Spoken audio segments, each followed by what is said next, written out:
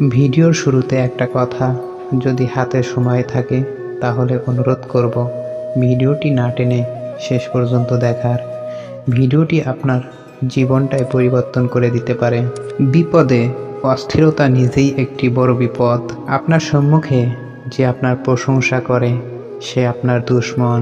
শব্দ, কথা মানুষের ইচ্ছাধীন দাস হয়ে থাকে, তবে তা বলার আগ পর্যন্ত বলে ফেললে মানুষ তার দাসে পরিণত হয়। প্রতিটি মানুষের মূল্য তার যোগ্যতায়।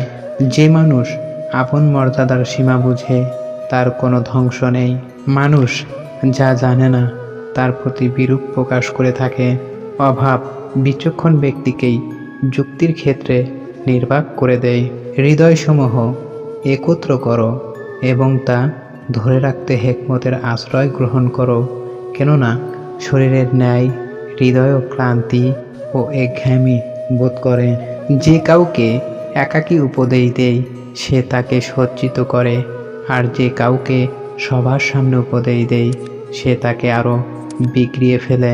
মনে রেখো, তোমার শত্রুর শত্রু তোমার বন্ধু, আর তোমার শত্রুর বন্ধু তোমার শত্রু। বুদ্ধিমান ও সত্যবাদী ব্যক্তি ছাড়া আর কারো সঙ্গ কামনা করো না। পুণ্য অর্জন অপেক্ষা পাপ বর্জন শ্রেষ্ঠতর।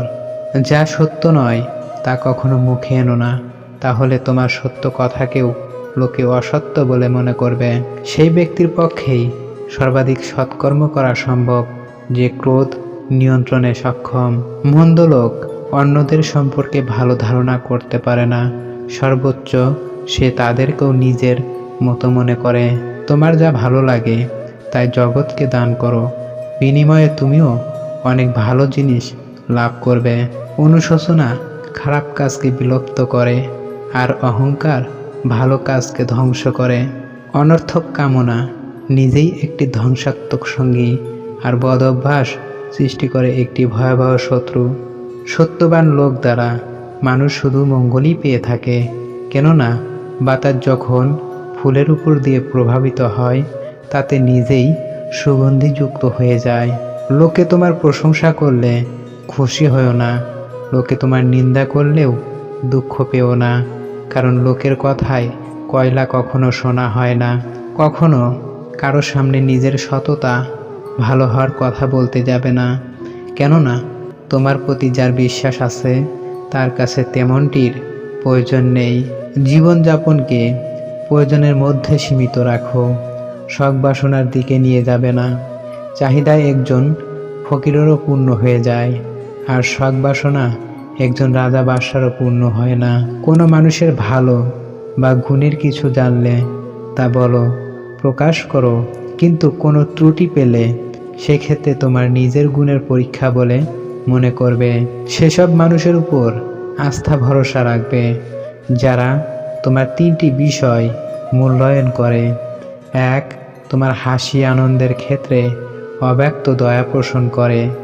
2. তোমার ক্রোধের ক্ষেত্রে অব্যক্ত ভালোবাসা পোষণ করে। 3.